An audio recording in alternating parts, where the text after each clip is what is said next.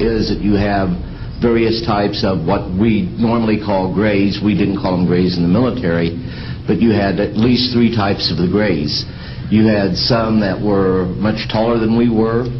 The unique thing that I'd like to point out for the most part is that the entities that we did catalog were in fact humanoid. Now this created a situation where the scientific community was trying to figure out why that would be the case, because you would expect that if life evolved on other planets, that they would take on some type of other being, so to speak, not necessarily look humanoid or be bipedal such as we are. But apparently we got quite a few of the species out there that are humanoid in appearance, and that creates a question that yet has to be answered by science.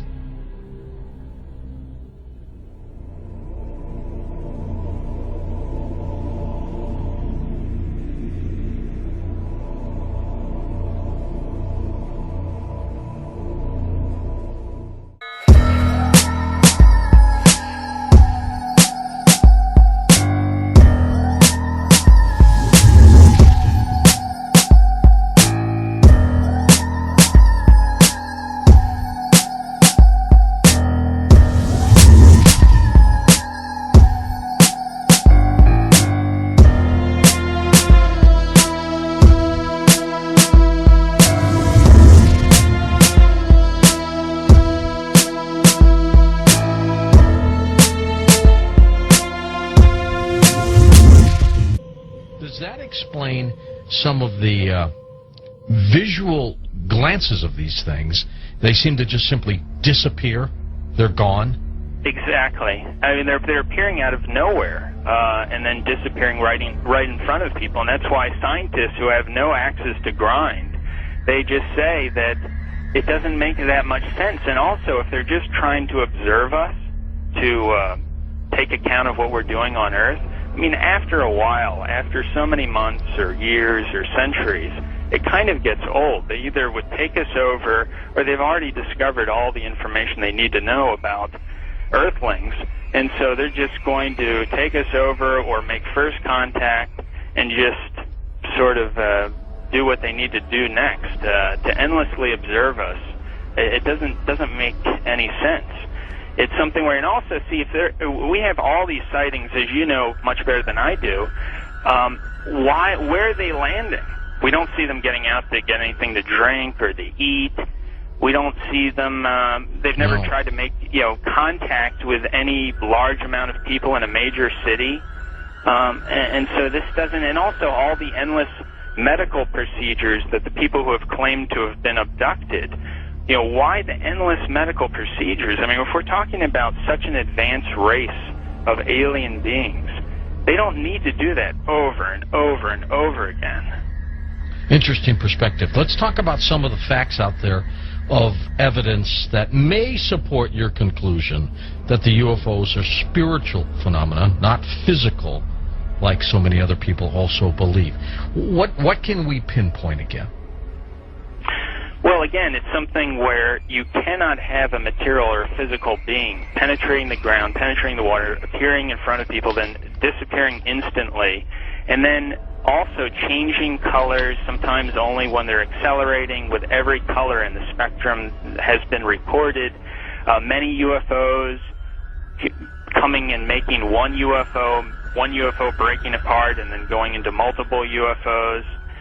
It doesn't make sense. And then not only just that, but to get into the fact of how far they're traveling and the speeds that they would have to travel, and just the other problems with cosmic dust and traveling at the speed of light, and then running into those bits of cosmic dust, the explosions that would be created, the amount of energy that would be consumed in traveling from these distances.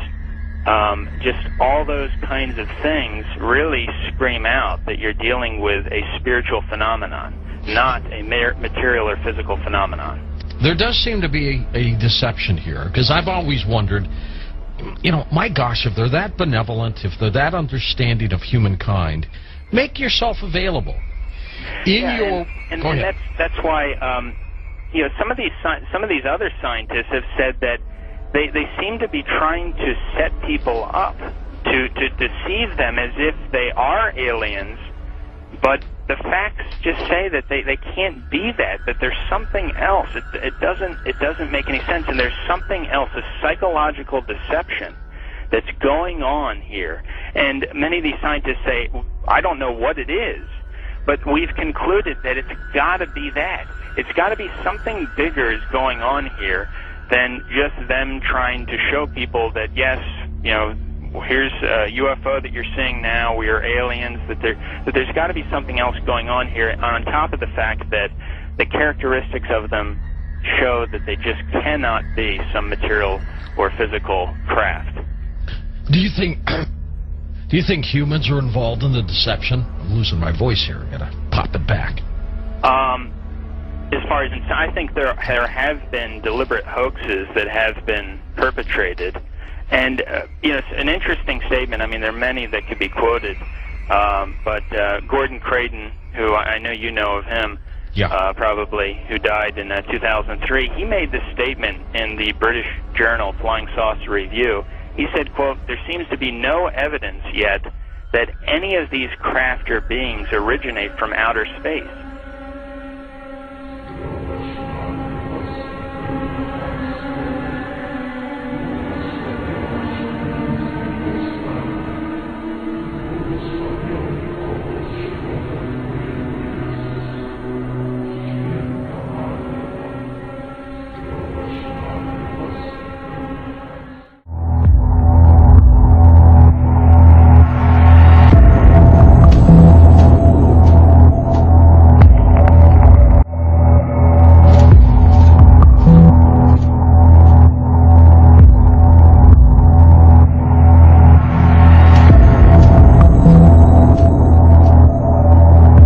Cherchait le contact avec les survivants d'anciennes civilisations, détentrices de technologies anciennes, comme les Vimana, décrits précédemment. Une de ces civilisations a essaimé tout autour de la planète plus de 600 pyramides de pierre, de terre, voire de fer. Ces pyramides sont presque toutes orientées de la même manière, ont toutes des proportions issues du nombre pi et sont toutes situées sur des nœuds magnéto-telluriques. Les plus vieilles sont en Asie. 2 d'entre elles sont immergées, une au sud du Japon à Okinawa, une autre au sud de Cuba. Les 2 ont été construites